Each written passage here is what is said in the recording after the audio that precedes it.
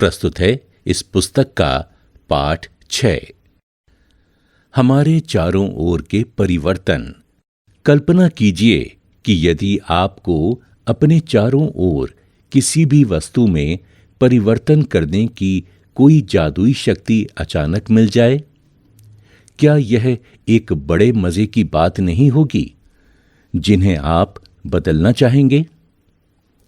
वास्तव में हमारे पास कोई जादुई शक्ति नहीं है, फिर भी हम अपने चारों ओर की कुछ वस्तुओं को बदल सकते हैं, शायद बहुत सी वस्तुएं। क्या आप कुछ ऐसी वस्तुओं की सूची बना सकते हैं जिन्हें आप बिना किसी जादू का प्रयोग किए बदल सकते हैं? हमारे चारों ओर बहुत से परिवर्तन अपने आप होते रहते हैं। खेतों में फसलें समयानुसार बदलती रहती हैं, पत्तियां रंग बदलती हैं और सूख कर पेड़ों से गिर जाती हैं। फूल खिलते हैं और फिर मुरझा जाते हैं। क्या कोई परिवर्तन आपके शरीर में भी होते हैं? आपके नाखून बढ़ते हैं, आपके बाल बढ़ते हैं तथा आप बढ़कर लंबे हो जाते हैं। इन सब के बढ़ने के साथ आपका वजन भी बढ़ जाता है। क्या आपको पहले भी महसूस हुआ है कि आपके चारों ओर हर समय बहुत से परिवर्तन होते रहते हैं? क्या कुछ परिवर्तनों को साथ साथ समूहों में रख सकते हैं? हम विभिन्न प्रकार के परिवर्तनों को समूहों में कैसे रख सकते हैं? इनमें यदि कोई समानता मिलेगी तो वह हमारे लिए सहायक होगी। 6.1 क्या सभी परिवर्तन सदैव उत्क्रमित किए जा सकते हैं? क्रियाकलाप 1। एक गुब्बारा लीजिए और उसे फुलाइए। सावधानी बरतें कि वह फट न जाए। गुब्बारे का आकार एवं आमाप बदल गया है। चित्र संख्या 6.1। इस चित्र में गुब्बारे में हवा भरने से उसके आमाप और आकार में परिवर्तन को दर्शाया गया है। अब उसकी हवा निकल जाने दें। क्रियाकलाप 2। एक कागज का टुकड़ा लें और उसे चित्र संख्या 6.2 के अनुसार मोड़ें। इससे आपके कागज का टुकड़ा खिलौना हवाई जहाज में परिवर्तित हो गया है। आपको इस हवाई जहाज को कुछ समय तक उड़ाने में बहुत मजा आएगा। यदि आप थक जाएं तो कागज को पुनः सीधा कीजिए। पृष्ठ 47। चित्र 6.2। इस चित्र में कागज को मोड़कर एक बनाया गया खिलौना हवाई जहाज दिखाया गया है। क्रियाकलाप 3। गूंदे हुए आटे की एक लोई बनाइए। इससे रोटी बेलने की कोशिश कीजिए, जैसा कि चित्र संख्या 6.3 में दिखाया गया है। शायद आप इसके आकार से खुश ना हों और इस रोटी को दोबारा लोई में परिवर्तित करना चाहेंगे। अब आपने क्रियाकलाप 1, 2 और 3 में जो 3 परिवर्तन देखे हैं उनके बारे में सोचिए। उनमें एक जैसा क्या है? क्या यह संभव है कि गुब्बारा अपने पूर्व आकार और आमाप में वापस आ जाए? क्या कागज का आमाप पहले और हवाई जहाज बनाने के बाद समान है? क्या गूंधे हुए आटे से पुनः लोई बनाना संभव है? आपने क्या निष्कर्ष निकाला? क्या इन तीनों क्रियाकलापों में यह संभव है कि जिस पदार्थ से यह क्रियाकलाप प्रारंभ किया गया है उस पदार्थ को वापस पाया जा सकता है? यदि हां, तो इसका मतलब है कि जो परिवर्तन इन क्रियाकलापों में हो रहे हैं उन्हें पुनः पूर्व स्थिति में लाया जा सकता है। आइए इन्हीं क्रियाकलापों को कुछ अलग ढंग से देखते हैं। क्रियाकलाप 4। उसी गुब्बारे को लीजिए जिसका क्रियाकलाप 1 में उपयोग किया गया है। उसको उसके पूरे आमाप में फुलाइए तथा उसके मुख को पतले धागे से कसकर बांधिए। गुब्बारे में अपनी नुकीली पेंसिल से छेद कीजिए ओह, गुब्बारा फट गया। क्रियाकलाप 5। अब वही कागज का टुकड़ा लीजिए जिसे क्रियाकलाप 2 में आपने प्रयोग किया है। उसके ऊपर एक हवाई जहाज का रेखा चित्र बनाइए तथा उसे बाहरी रेखा के साथ साथ काटिए, जैसा कि चित्र संख्या 6.4 में दर्शाया गया है। क्रियाकलाप 6। गूंदे हुए आटे की लोई से रोटी बेलकर उसे तवे पर सेंकिए, जैसा कि चित्र संख्या 6.5 में दर्शाया गया है। यदि आपसे वही 3 प्रश्न पूछे जाएं जिनके उत्तर आपने क्रियाकलाप 3 करने के बाद दिए हैं, तो इस बार उनके उत्तर क्या होंगे? हम देखते हैं कि जो परिवर्तन क्रियाकलाप 4, 5 व 6 में हुए हैं उनको वापस नहीं किया जा सकता है। आप पेंसिल और रबड़ का उपयोग करते हैं। इनके बार बार उपयोग करने से इनके आकार व आमाप में परिवर्तन हो जाता है। क्या इस परिवर्तन को उलट सकते हैं? पृष्ठ 48। आपने कुम्हार को अपने चाक पर काम करते जरूर देखा होगा। वह मिट्टी के ढेर को बर्तनों में बदल देता है। क्या यह परिवर्तन उत्क्रमित किया जा सकता है? वह अब मिट्टी के बर्तन को भट्टी में सेंकता है। क्या अब इस परिवर्तन को उत्क्रमित किया जा सकता है? सारणी 6.1 में कुछ सामान्य परिवर्तन दिए गए हैं। आपके विचार में इनमें से किन परिवर्तनों को उत्क्रमित किया जा सकता है? हमने देखा कि परिवर्तनों के वर्गीकरण का एक तरीका है। यह देखा जाए कि क्या उन्हें उत्क्रमित किया जा सकता है। सारणी 6.1 कुछ सामान्य परिवर्तन। यहां एक सारणी दी गई है जिसमें 2 कॉलम हैं। एक में परिवर्तन है और दूसरे में उत्क्रमित किया जा सकता है या नहीं। परिवर्तन: कच्चे अंडे से उबला हुआ अंडा उत्क्रमित किया जा सकता है, हां या नहीं। गाढ़े घोल से इडली उत्क्रमित किया जा सकता है, हां या नहीं। गीले कपड़े से सूखे कपड़े उत्क्रमित किया जा सकता है या नहीं। ऊन के धागे से बुना हुआ स्वेटर उत्क्रमित किया जा सकता है या नहीं। अनाज से बनाया गया आटा उत्क्रमित किया जा सकता है या नहीं। ठंडे दूध से गर्म दूध उत्क्रमित किया जा सकता है या नहीं। सीधी डोरी से कुंडलित डोरी उत्क्रमित किया जा सकता है या नहीं। कली से फूल उत्क्रमित किया जा सकता है या नहीं। दूध से पनीर उत्क्रमित किया जा सकता है या नहीं। गाय के गोबर से बायोगैस उत्क्रमित किया जा सकता है या नहीं।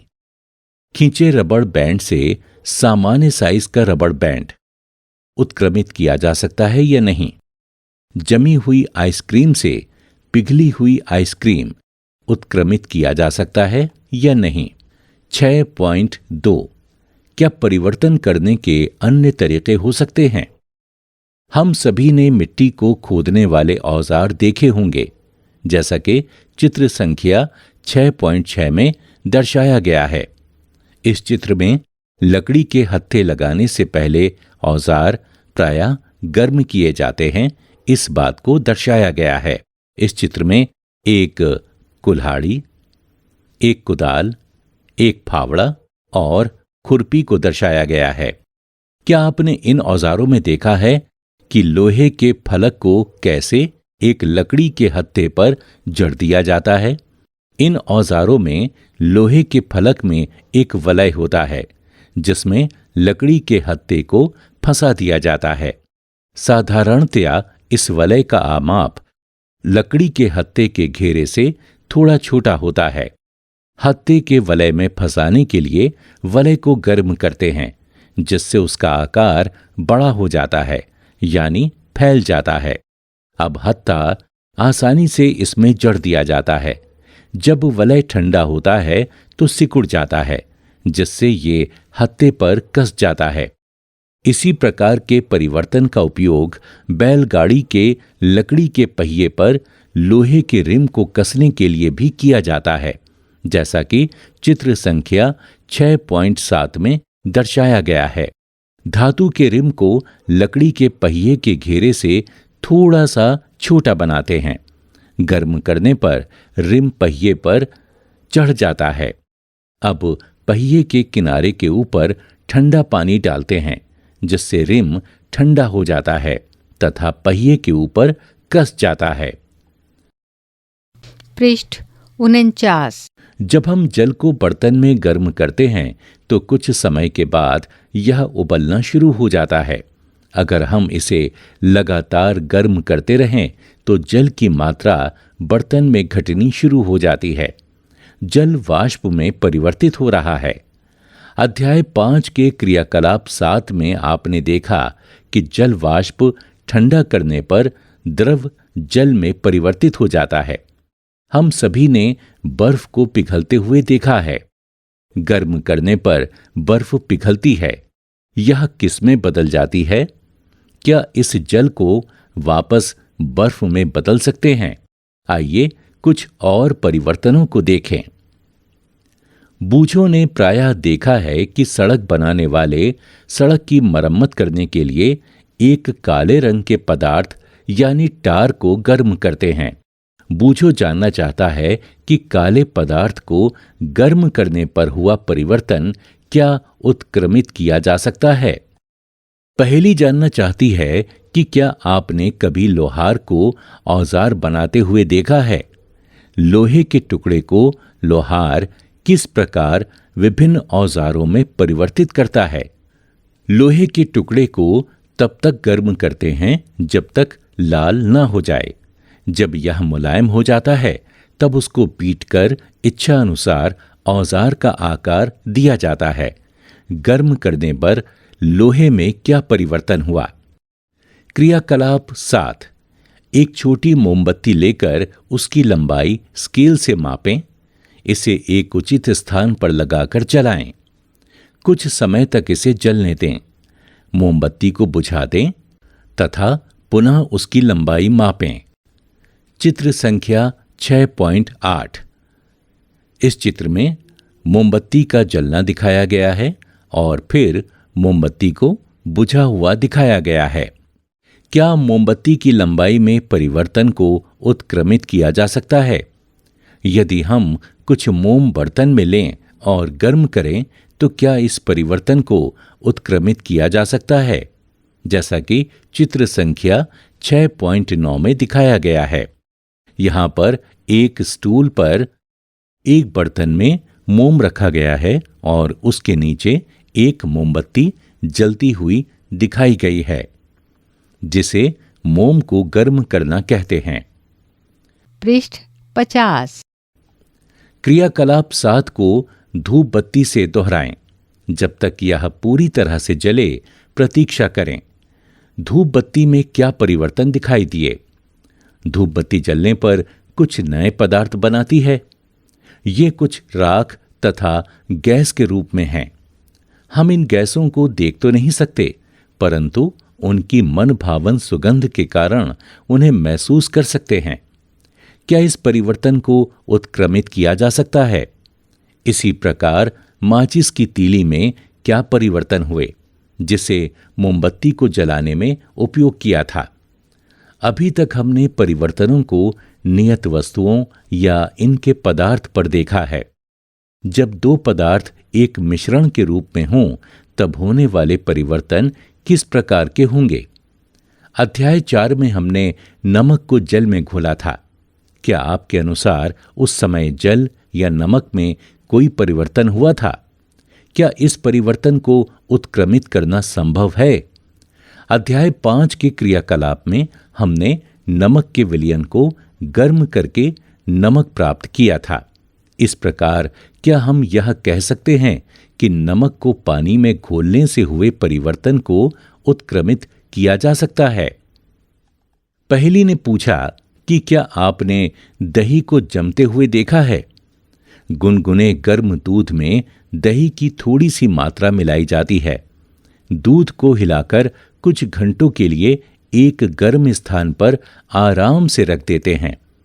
कुछ ही घंटों में दूध दही में परिवर्तित हो जाता है। क्या इस परिवर्तन को उत्क्रमित किया जा सकता है? हमने देखा है कि पदार्थों को गर्म करके या किसी अन्य पदार्थ के साथ मिश्रित करके उनमें कुछ परिवर्तन लाए जा सकते हैं। हमने यह भी देखा है कि कुछ परिवर्तन उत्क्रमित किए जा सकते हैं, जबकि कुछ अन्य को उत्क्रमित नहीं किया जा सकता। हमारे चारों ओर की वस्तुओं को परिवर्तित करने की बहुत सी अन्य विधियां भी हो सकती हैं। यह संभव है कि इनमें से कुछ को उत्क्रमित किया जा सके। इस प्रकार हमारे चारों ओर के परिवर्तनों को दो वर्गों में वर्गीकृत किया जा सकता है: परिवर्तन जिन्हें उत्क्रमित किया जा सके तथा परिवर्तन जिन्हें उत्क्रमित न किया जा सके। अपनी उच्च कक्षाओं में इन परिवर्तनों को करने की विधियों के बारे में तथा इनको वर्गीकृत करने के बारे में आप विस्तार से अध्ययन करेंगे। प्रमुख शब्द: परिवर्तन, संकुचन, वाष्पन, प्रसार, गलन। सारांश: कुछ परिवर्तनों को उत्क्रमित किया जा सकता है तथा कुछ को नहीं। पदार्थों को गर्म करके या किसी अन्य पदार्थ के साथ मिश्रित करके उनमें परिवर्तन लाए जा सकते हैं। अगर आपको यह कहानी पसंद आई हो तो लाइक करिए और इसी तरह की और कहानियों तथा किताबों को सुनने के लिए सब्सक्राइब करें हमारे चैनल को और दबाएं बेल आइकन।